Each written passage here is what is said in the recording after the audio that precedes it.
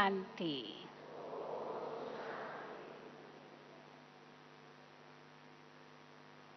मधुबन पावन भूमि में, तपोभूमि में,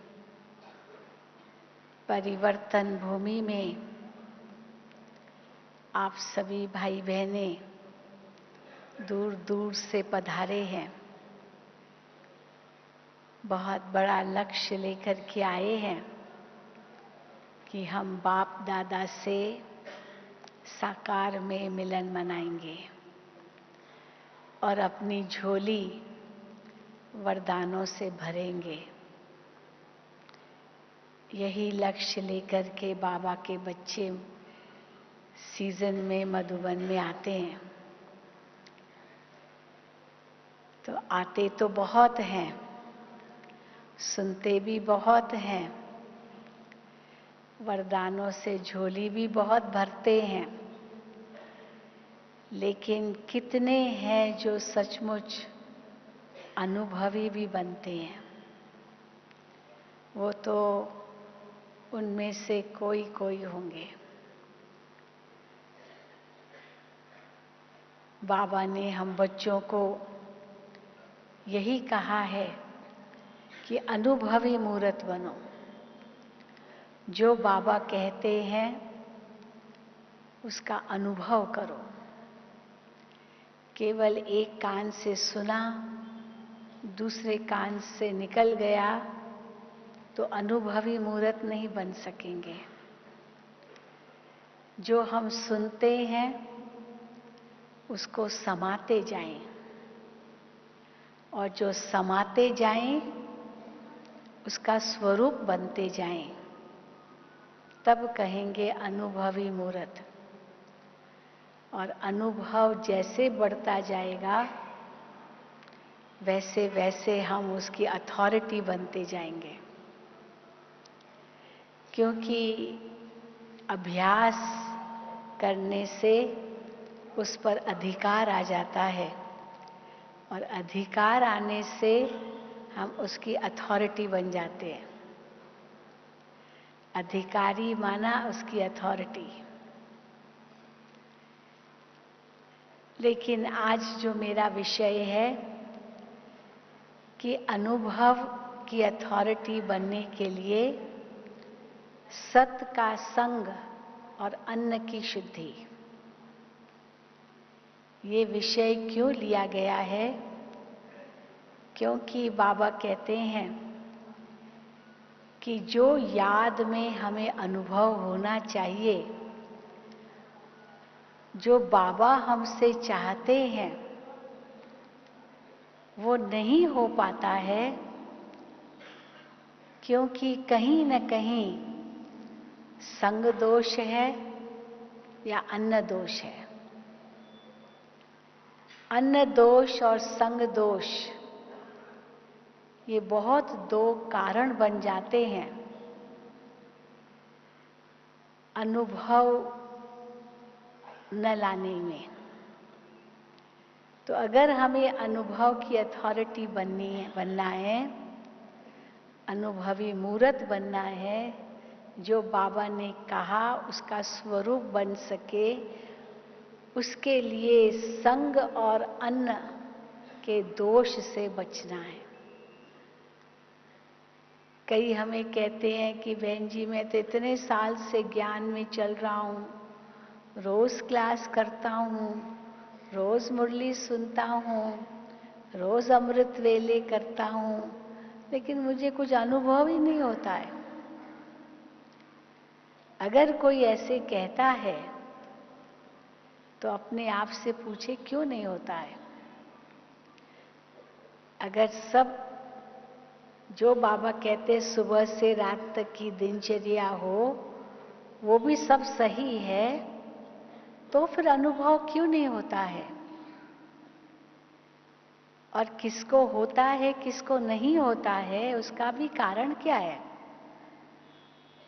क्योंकि जिनको अनुभव होता है वो भी तो नियमित रूप से ही दिनचर्या का पालन करते हैं, और अनुभव नहीं होता है वो भी दिनचर्या का तो नियमित ही पालन करते हैं, उठते भी हैं अमृत वेले, बैठते भी हैं, क्लास में भी आते हैं, सब कुछ करते हैं। तो क्या अंतर पड़ जाता है कि किसको अनुभव होता है, किसको नहीं होता है। तो कोई कहेंगे कि ड्रामा में ही उनका ऐसा पार्ट है, या कोई कहेगा कि उसका भाग्य ही ऐसा है। लेकिन भाग्य तो पुरुषार्थ पर निर्भर है, फल तो कर्म अनुसार मिलता है। ड्रामा बनाने वाले भी तो हम ही हैं, अपने कर्म से ही बनाते हैं। तो इसलिए ड्रामा को दोष देना, भाग्य को दोष देना, ये सही नहीं होगा। तो फिर दोषी कौन है? क्या कारण है जो कोई अनुभव करते, कोई नहीं करते? तो जरूर उसका कारण मैं स्वयं हूं। ये नहीं कि दूसरे दोषी है, इसके कारण मुझे अनुभव नहीं होता, इसके कारण मुझे अनुभव होता है, नहीं होता है, या होता है। नहीं, अनुभव भी मेरे कारण ही होगा और न अनुभव भी मेरे कारण होगा। तो जो बाबा ने कहा, मैं उसका स्वरूप क्यों नहीं बन सकता हूं? बाबा कहते हैं कि बिंदु रूप बन जाओ। अब बिंदु रूप बनने में बहुत मेहनत लगती है। ये शरीर का भान हमें बीच में विघ्न डालता है। देह अभिमान इतना है जो बिंदु रूप बन ही नहीं सकते हैं। तो फिर उसके लिए बाबा कहते हैं बीच बीच में अभ्यास करो। ऐसे नहीं एक धक से हो जाएगा, हर घंटे घंटे अभ्यास करो। हर घंटे घंटे गीत बजता है और उस गीत के समय अभ्यास करो, मैं बिंदु आत्मा हूं। बाबा कहते फरिश्ता बनो, मैं फरिश्ता क्यों नहीं बन सकता हूं? तो बीच बीच में हर घंटे घंटे अभ्यास करो। इसलिए 5 स्वरूपों का अभ्यास बाबा ने दिया है कि हर घंटे 5 मिनट करो, एक एक मिनट। चलो एक एक मिनट न सही तो एक एक सेकेंड भी कर सकते हो, 5-5 सेकेंड भी एक एक स्वरूप का अनुभव कर सकते हो। लेकिन उसके लिए पहले लक्ष्य हो कि हाँ मुझे करना है, अनुभवी मूर्त बनना है। कई समय से अनुभव होगा ही नहीं। हम कहते हैं अगर बाबा कहते हैं अनुभव होगा तो क्यों नहीं होना चाहिए? ये कौन हमको कह रहा है कि अनुभवी मूर्त बनो? बाबा स्वयं भगवान कह रहा है और मैं कहूं तो ये तो हो ही नहीं सकता है। तो क्या भगवान झूठा है क्या? अगर मैं कहता हूं ये हो ही नहीं सकता और भगवान कहता है बनो और मैं कहता हूं नहीं हो सकता, तो झूठा कौन, भगवान या मैं? भगवान तो झूठा नहीं हो सकता है। तो मैं अगर कहता हूं या कहती हूं कि ये नहीं हो सकता, ये हम अपने आप को ही धोखा दे रहे हैं। क्योंकि भगवान के महावाक्य तो सत्य ही है कि बच्चे अनुभवी मूर्त बनो, पर मैं कह रही हूं कि नहीं हो सकता है। तो भगवान के महावाक्यों को काम एक तो निरादर किया, उसको डिनाई किया, हाँ एकदम नाई कर दिया, काट ही दिया, तो उसका भी तो कितना बोझा चढ़ेगा।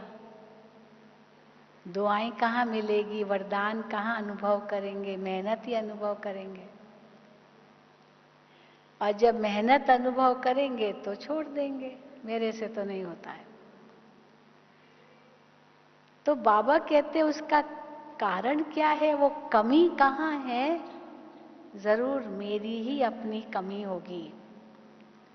और उसमें बाबा कई बार बताते 2 मुख्य कमी हैं, एक संग दोष, दूसरा अन्न दोष। कहीं ऐसे संग में तो मैं नहीं आ गया जो मुझे उस गलत संग का रंग लग गया और वो रंग अपना रंग दिखा रहा है, इसलिए मेरा मन, मेरी बुद्धि काम ही नहीं कर रही है। कहीं ऐसा अन्न दोष तो नहीं हुआ, मैंने कुछ न कुछ ऐसे खा लिया जो बाबा की आज्ञा के विरुद्ध है, श्रीमत के विरुद्ध है, तो अन्न का प्रभाव मन पर पड़ता है। कई समझते हैं पर क्या करें, लाचारी है, जीना है तो उसके लिए खाना तो पड़ता है, खाना ही है, क्या करेंगे, जीना है। अगर हम कोई खाने के लिए थोड़ी जी रहे हैं, पर जीने के लिए खाना पड़ता है, क्या करें, क्या करें, बेबसी दिखा बताते हैं। हम अपने आप तो पका नहीं सकते हैं, टाइम नहीं मिलता है, तो होटल का खाना पड़ता है, ये करना पड़ता है। तो बाबा कहते हैं इसके भी कई उपाय हैं। ये नहीं है कि करना पड़ता है, रास्ता निकल सकता है। बाबा कई बार मुरलियों में सुनाते हैं कि कोई मिलिट्री में काम करते हैं। अब मिलिट्री में तो खाना थोड़ी हम पकाएंगे, टाइम कहाँ होता है, उनको तो सदा रेडी रहना होता है। न हमको कोई साधन मिलेंगे जो हम बैठ के अपना खाना बनाएं। मिलिट्री ड्रेस में है, कभी भी बुलावा आ सकता है, तो मेस में खाना पड़ता है, जो खाना पकता है सबके लिए वही खाना है हमें। तो बाबा कहते हैं कोई लाचारी हालत है तो चलो कोई बात नहीं, बाबा को याद करके खाओ। परंतु ये तो नहीं है कि मीट भी खाओ, लहसुन प्याज भी खाओ, सब खाओ। बनाने वाले तो जो कुक्स हैं, जो खाना पकाते हैं, वो तो कोई बाबा के बच्चे नहीं होंगे। लेकिन बाबा कई बार कहते हैं युक्ति अपनाओ, उनको अपना मित्र बना दो, दोस्त बना दो, और अब कहो कि देखो भाई, जब तुम ये लहसुन प्याज की छौंक लगाते हो ना, वो तो बाद में लगाएंगे, पहले तो पकाएंगे, तो उसके पहले मेरा निकाल के रख देना। तो मेरे लिए वही रखना, वो लहसुन प्याज की छौंक वाला नहीं मैं खाऊंगा, ये मैं नहीं खाता हूँ। तो आपसे अगर अच्छी दोस्ती होगी तो वो निकाल के रखते हैं, ऐसी बात नहीं है कि नहीं रखते हैं। उसमें तो आप कर सकते, ये नहीं कि जबरदस्ती लहसुन प्याज भी खाना ही पड़ेगा। तो कुछ न कोई युक्ति रच सकते हैं।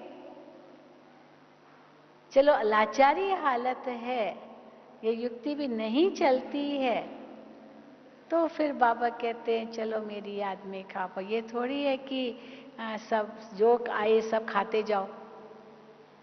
बाबा कई बार कहते हैं ना, ये जो मीट खाते हैं वो क्या है, अपने पेट को कब्रिस्तान बनाते हैं। कब्रिस्तान ही है ना, मुर्दे खाते हैं। चलो वो तो नहीं खाएंगे, नफरत आएगी। चलो लहसुन प्याज भी नहीं खाएंगे, परंतु भोजन में भी किसने पकाया उसका असर तो पड़ता है ना। जैसे हम कहते हैं कि भाई, कई कहते हैं मीट अगर हम खाते हैं तो हमने क्या पाप किया, हमने तो कोई पाप नहीं किया, हमारे आगे पका पकाया भोजन आता है, चाहे मीट है या कुछ भी है, वो तो हमने तो नहीं जानवर को मारा, हमारे आगे तो ये भोजन है, तो हमने तो खाया, पाप हमने क्या किया अगर खाया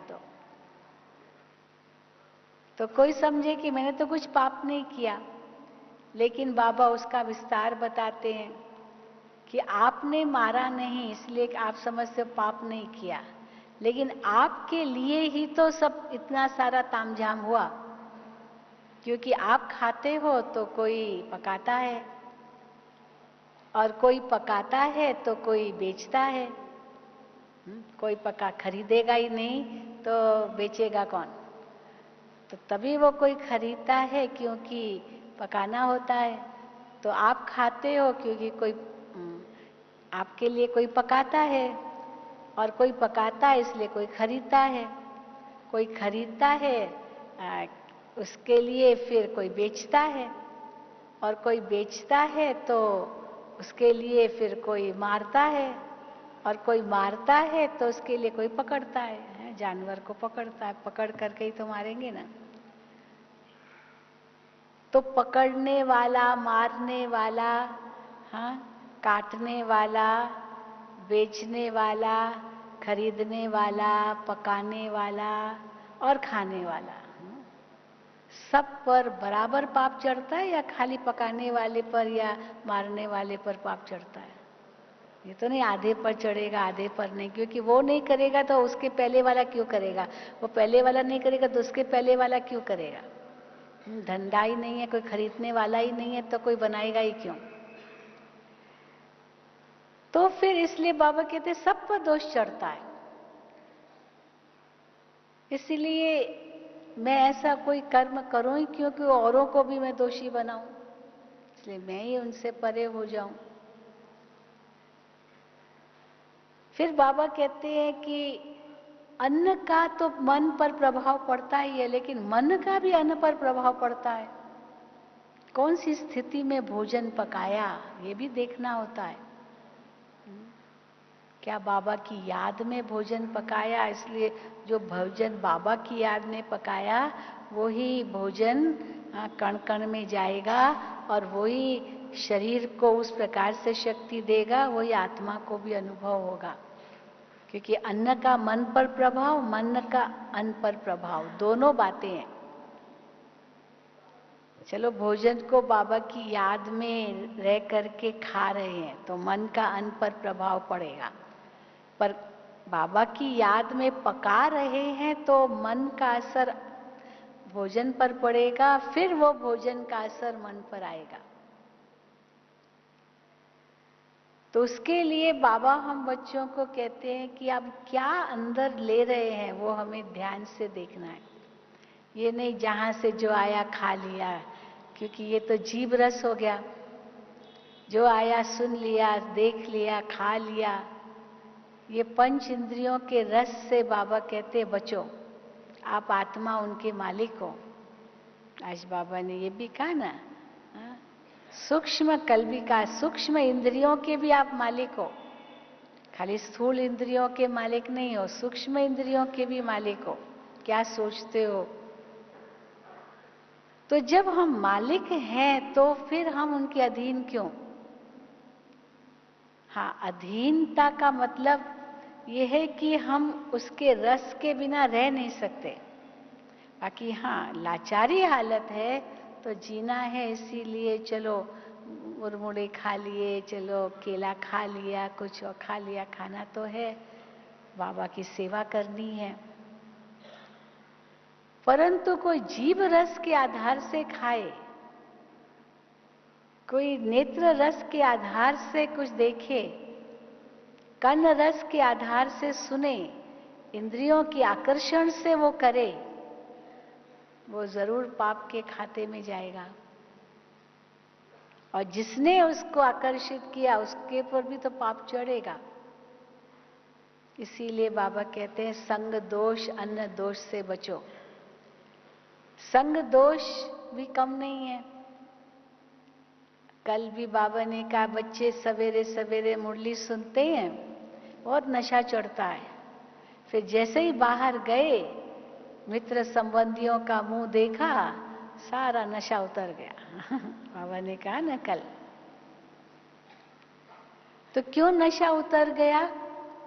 किसी ने कुछ कहा या किसी ने बहकाया, किसी ने कुछ उल्टा सुल्टा कहा, कुछ भी, बस वही सोचने लग गए, उसी में पड़ गए, उसी का ही मनन करने लगे, उसी का ही चिंतन करने लगे। और बाबा ने जो इतना कहा वो एक सेकंड में भूल गया सब। एक व्यक्ति ने एक बात कही वो तो भूलेंगे नहीं दिन भर, पर भगवान ने जो कहा वो अगले ही मिनट सब भूल गए। फिर कई कहते क्या करे बहन जी, वो मुरली तो याद ही नहीं रहती है। याद ही, मुझे तो कुछ भी याद नहीं रहता, सब भूल जाता हूं।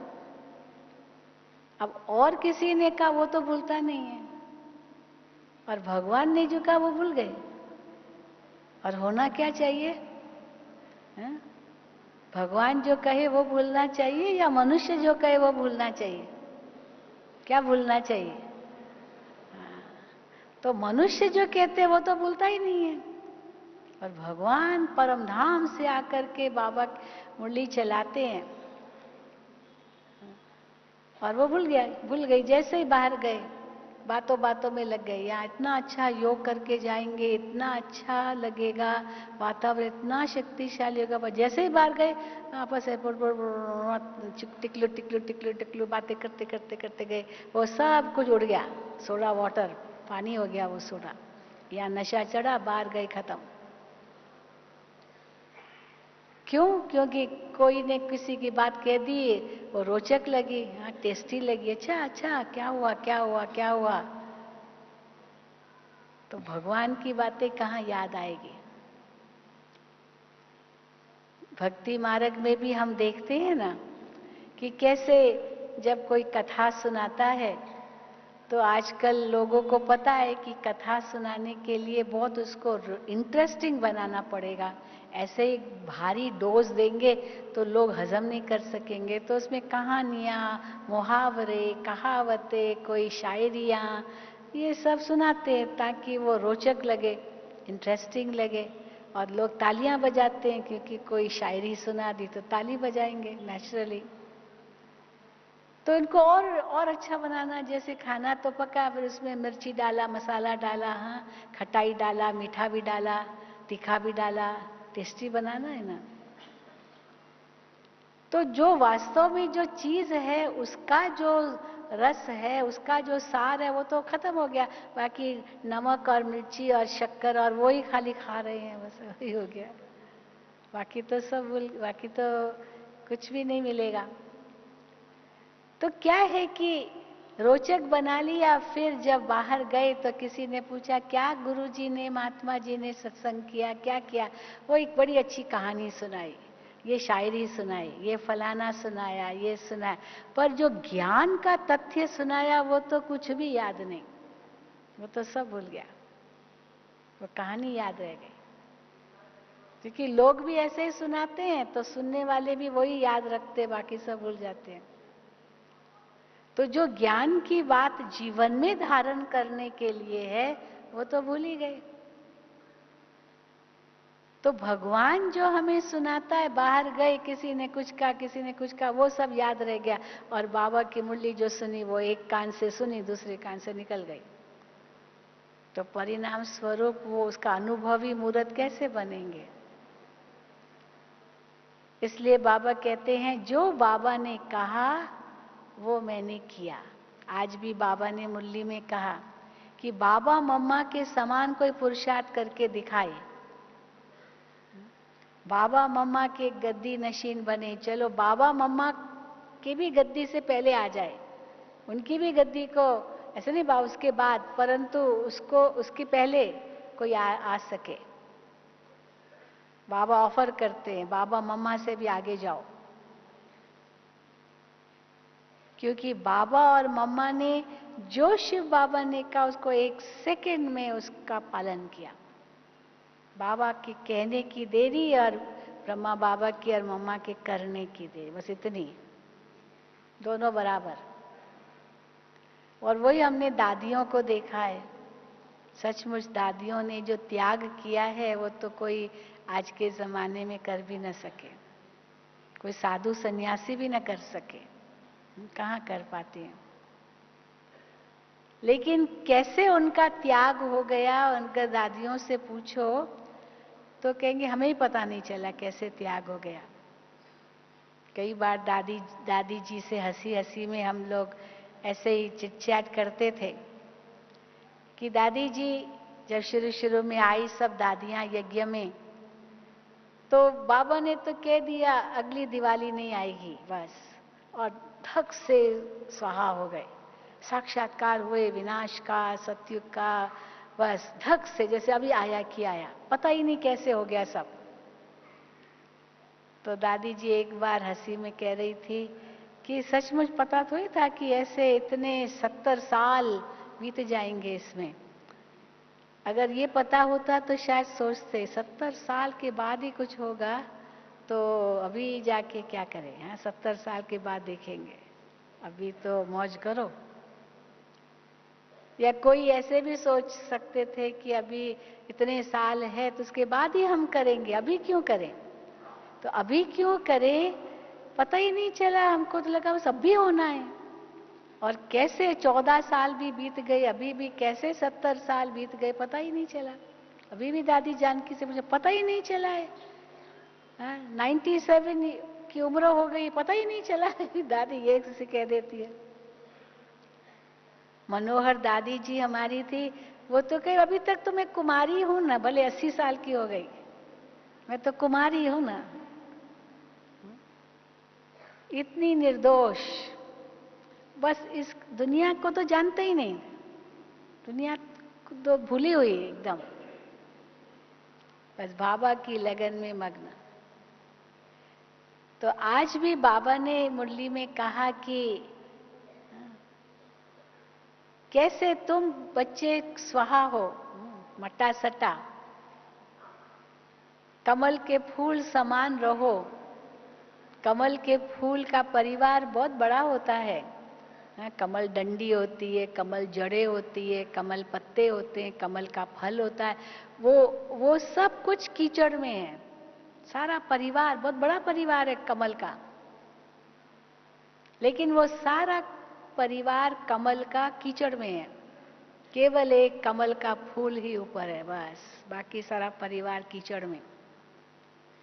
तो भी उस फूल की कितनी विशेषता है, उसी का ही आकर्षण है, सारा परिवार का कोई आकर्षण नहीं है। इतना ही हिस्सा जो कीचड़ से ऊपर रहता है उतना ही पूजा के काम आता है, बाकी कुछ पूजा के काम नहीं आता। न कमल डंडी आती, न कमल लकड़ी आती, न कमल जड़ें आती है, कोई पूजा में काम नहीं आते हैं। भगवान के आगे अर्पित नहीं करते, भगवान के आगे केवल कमल का फूल ही अर्पित होता है। और विष्णु के हाथ में उतना ही हिस्सा दिखाया है जितना कि कीचड़ से ऊपर है, बाकी नहीं, सारा पेड़ नहीं दिखाया है। इसीलिए बाबा कहते हैं कि बच्चे तुमको छोड़ना कुछ भी नहीं है। कई कहते बस छोड़ के बैठ जाए ना, बाबा कहते नहीं, वो भी नहीं करना है। नहीं चाहिए कुछ भी, भले मुझे वैराग्य है, मुझे चाहिए नहीं, बस छोड़ के यहीं आ जाऊं। बाबा कहते वो भी नहीं करना है। सब झंझट समझ करके यहीं रह जाऊं ना, तो मेरा बुद्धि हो कहीं भी नहीं जाएगा। बाबा कहते हैं ऐसे भी नहीं कि नहीं जाएगा, घर में रह करके हो सकता है कि न जाए और यहां रह करके जाएगा, ऐसे भी होगा ना। कई सन्यासियों का बाबा मिसाल देते हैं ना कि कैसे सन्यास तो कर लेते हैं लेकिन उसके बाद मन बुद्धि जाती तो है, ऐसे नहीं कि नहीं जाती है। कई तो यहां तक सोचते नायक मैंने सन्यास किया, अभी वापस भी नहीं जा सकता हूं, तो न इधर के रहे न उधर के रहे, ऐसे भी सन्यासियों में बहुत है।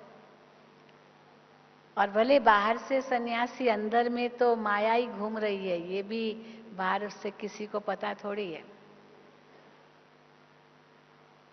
तो इसीलिए बाबा तो कहते हैं बच्चे माया बड़ी दुस्तर है, इसीलिए आप भी चैलेंज करो माया को। छोड़ना कुछ भी नहीं है, साथ में रहना है और साथ में रह करके विजयी बनना है। छोड़ना कुछ भी नहीं। आज बाबा ने कहा करो माया को चैलेंज, छोड़ के चले गए, क्या बड़ी बात है। ये संगम पर ही होता है। लेकिन सब कुछ देखते हुए भी ये इंद्रियां विचलित न हो, उसके लिए संग दोष और अन्न दोष से बचना है। सन्यासी तो और ही क्यों उनके लिए मुश्किल लगता है, क्योंकि जो अन्न खाते हैं वो तो गृहस्थियों का खाते हैं, और वो गृहस्थी तो सब विकारी है, वो कोई निर्विकारी थोड़ी है, पवित्र थोड़ी है। चलो खुद भले पवित्र रहते पर अन्न तो उनका खाते हैं।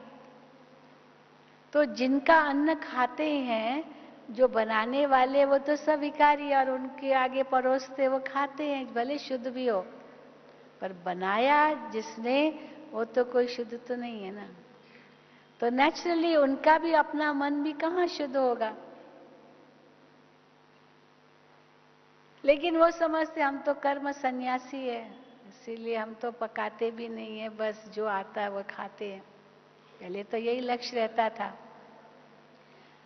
भिक्षा मांगने जाते थे, महात्मा बुद्ध के लिए भी बताते हैं, बस जिसने जो भिक्षा दी देखते भी नहीं थे, बस जो उसमें डाला वो खा लिया, देखते भी नहीं थे। उस हिसाब से समझते थे हमने इंद्रियों को जीता है।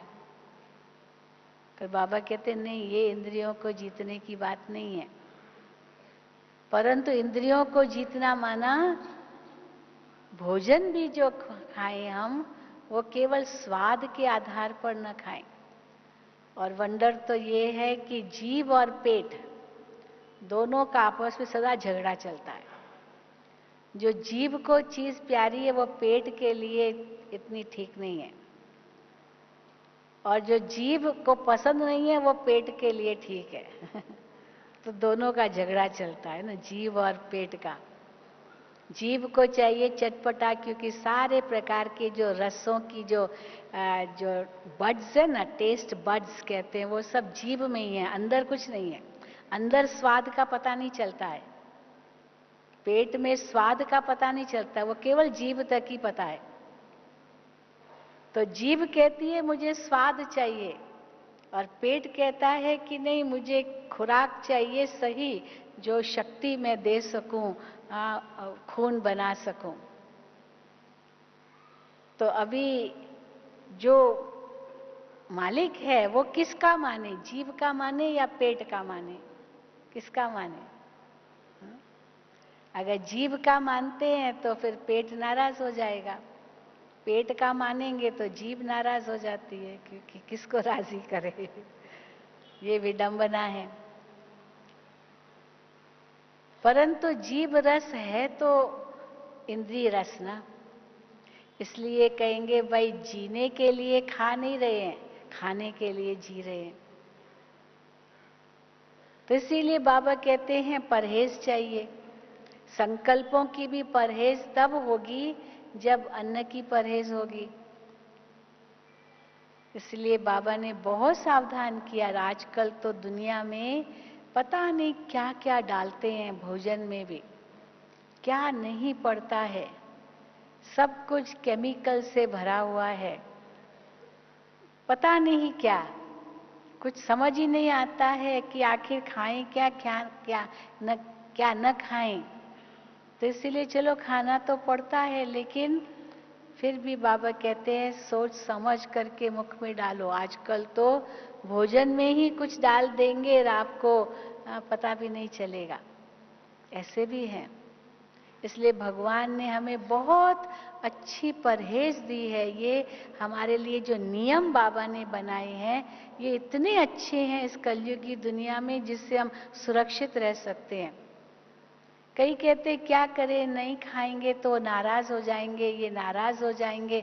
हम कहते कोई नाराज नहीं होते। आजकल तो लोग समझते हैं कि भाई ये जो करे ना, ये कोई साधारण व्यक्ति नहीं है, ये महान व्यक्ति है, और उससे उनको आपके प्रति भावना बढ़ेगी, घटेगी नहीं। पहले हम समझते थे कि भावना घटेगी, ये तो अपना ही करते हैं, अपना ही ये है, इनको क्या है। मुझे याद है हम दादी जी के साथ, बड़ी दादी के साथ हम टूर पर थे कहीं, तो किसी व्यक्ति के बना कोई बड़ा व्यक्ति था, उसने बहुत निमंत्रण दिया था, तो दादी जी वहाँ गए थे, पता नहीं किसी शहर में। तो हम तो बहुत कुछ उसने बना के रखा, उसको पता नहीं था कि हम लोग नहीं खाते हैं, तो बना के रखा था। अब जब सामने गए तो हम लोगों ने तो कुछ भी नहीं खाया, खाली चलो थोड़ा सा फल, वो भी खुद काट के खाया। तो दादी जी से उसने प्रश्न किया, ये बड़ा है ना समझ का जवाब दादी ने कैसे दिया। दादी से उसने प्रश्न किया कि दादी जी आप तो इतने शक्तिशाली हैं, चलो, क्योंकि दादी ने कहा कि हम ऐसे बाहर का नहीं खाते, हम शुद्ध अन्न खाते। तो कहा ये तो बहुत शुद्ध है, बहुत शुद्ध है, आदि आदि नहीं, हम पवित्र हाथों के द्वारा बना हुआ खाते हैं, प्रसाद लगाते, आदि। दादी ने ऐसे कहा। पर दादी जी अच्छा ठीक है, आप तो इतने शक्तिशाली है, तो आपके सामने कोई भी प्रसाद आज कुछ भी आ जाए, आप उसमें वो भाव, वो वाइब्रेशन भर के उसको शुद्ध बना सकते हो ना, क्योंकि आप तो पावरफुल हो। तो आप उसको पावर दे करके अपनी दृष्टि से, तो आप उसको शुद्ध बना सकते हो, तो आप में तो वो ताकत है, तो फिर क्यों नहीं खाते हो? तो दादी ने कहा चलो मैं तो ताकत अपनाऊं और मैं उस भोजन को शुद्ध करूं, लेकिन सभी तो ऐसे ताकत वाले नहीं हैं। तो वो कहेंगे दादी जी भी खाती है तो मैं क्यों ना खाऊं। समझ गए ना, दादी जी भी खाती है तो हम भी खाएंगे, दादी ने भी तो खाया ना उनके घर में, मैं ने खाया तो क्या हुआ। हाँ, दादी को कॉपी किया, पर दादी को कॉपी किया, पर इसलिए दादी खाए क्यों जो कोई मुझे कॉपी करे इस बात में। अब बेचारा वो एकदम, और वो व्यक्ति इतना खुश हुआ इस उत्तर को पा करके कि दादी केवल अपना नहीं देखती है, वो सबका सोचती है, क्योंकि खाली अपने लिए थोड़ी सोचती है। इतना बड़ा संगठन है दादी के साथ, जैसा कर्म मैं करूंगी मुझे देख और करेंगे। हाँ? तो इसीलिए मुझे क्या करना है केवल मेरे लिए नहीं है, क्योंकि मुझे अनेक देखने वाले हैं, उसके अनुसार वो फॉलो करेंगे। इसलिए मुझे केवल यही नहीं कि जो बाबा कहते हैं वो हमें करना है, परंतु मैं निमित्त हूं, क्योंकि मेरे जो करने मैं जो करूंगा करूंगी उसको देख अनेक करेंगे, तो कहीं मैं निमित्त न बन जाऊं किसी को गिराने के भी। मैंने तो जीव रस में कर लिया, उसने भी कह दिया ये करता मैं भी करूं, इसने भी तो किया, तो वो नेगेटिव ही उठाएंगे, पॉजिटिव नहीं उठाएंगे। लेकिन हम अगर शक्तिशाली हैं तो उससे सबक सब ले सकते हैं। और आजकल तो सचमुच कई मानने लगे भी ऐसे वैसे यहाँ वहाँ नहीं खाना चाहिए, पता नहीं क्या मिलावट डालते हैं, पता नहीं कितना क्या क्या होता है, कुछ समझ नहीं आता। इसीलिए ठीक है, हम नेचुरल रूप से परहेज रखते, यहाँ वहाँ ऐसे कहीं नहीं खाना है, बस बात खत्म।